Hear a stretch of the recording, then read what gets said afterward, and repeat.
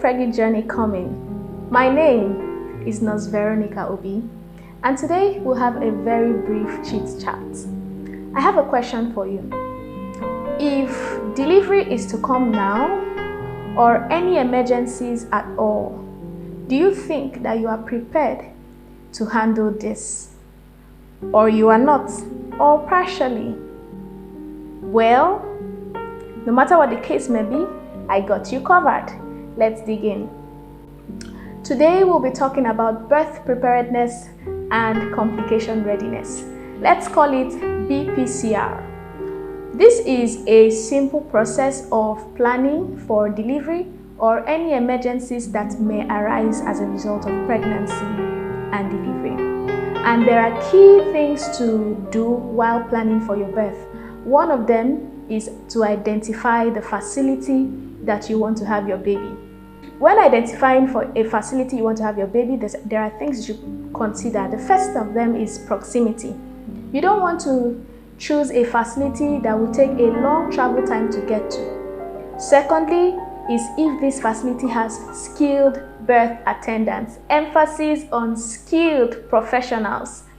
And thirdly is if you can afford to pay the bills in this facility. So you have to identify a facility you can afford, a place where there are skilled professionals to attend to you, and it's not so far from you.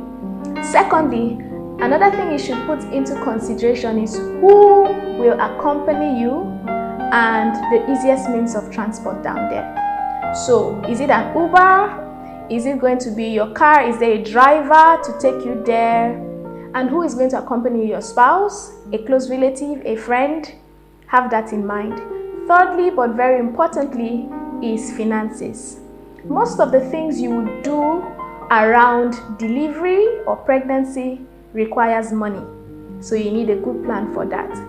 So when you discover you're pregnant, you can have something, you can give a nice name like pregnancy bank or delivery pause, something that somewhere you just throw money in from time to time, maybe weekly, monthly, as you deem fit, so that when it's time for delivery or any emergency, you don't want to go to the hospital and you can't afford to pay the bills because money is required.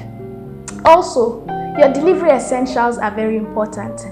And you must not buy them in bulk. And don't wait for when you are heavy, you are 8 months gone, and you start going to the market dragging your feet to get stuff. Start early and buy in bits. So you just go to the market today, get a few things, or maybe you can order online if you don't want to go to the market. But by all means, get them in bits and on time, so that by the time you're in your third trimester, you're just resting. Also, when you get to your third trimester, that is from 7 months, have your delivery bag packed. Usually on your antenatal visits, you'll be given a list of the things to come with during delivery. So you should have that bag packed. Your baby can decide to surprise you and say, "Hey mama, I want to come earlier. I want to come before my EDD," and the baby is here. So you should have that bag packed. If there's a vehicle that is already going to carry you, maybe it's your car, you know that this is a vehicle that will take you to the hospital, have it in the vehicle already. So when the baby is coming, you just move, right? And also, you need to identify who your key decision makers will be in cases where you are unable to give consent. Maybe there's an emergency or during delivery and they need to give consent to carry out a procedure on you, and you cannot do that at that time. So you need to identify who is going to do this for you. Will it be your spouse? Will it be a close relative? Will it be a trusted friend? Have that in mind.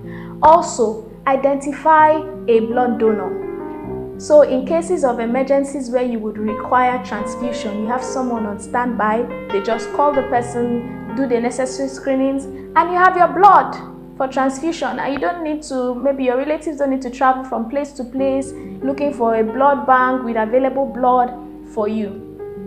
Finally, but very importantly, because a lot of us may not know about this, is to know the danger signs in pregnancy, so that when there is a problem, you know and you access help immediately. As you can see, Birth preparedness and complication readiness is very important. It will help you to have adequate information and discuss your options with your provider and also make informed decisions. It also helps to reduce the delays that cause most of the maternal and child ailments and deaths. Some of these delays are delay in accessing the healthcare facility, delay in getting care, and delay in referral if need be.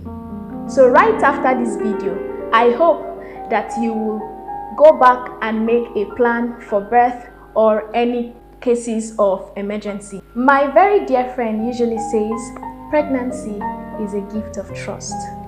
Can you be trusted to make the right decisions for your pregnancy and delivery or any emergencies that arise? Well, I trust you to do that. Have a nice time.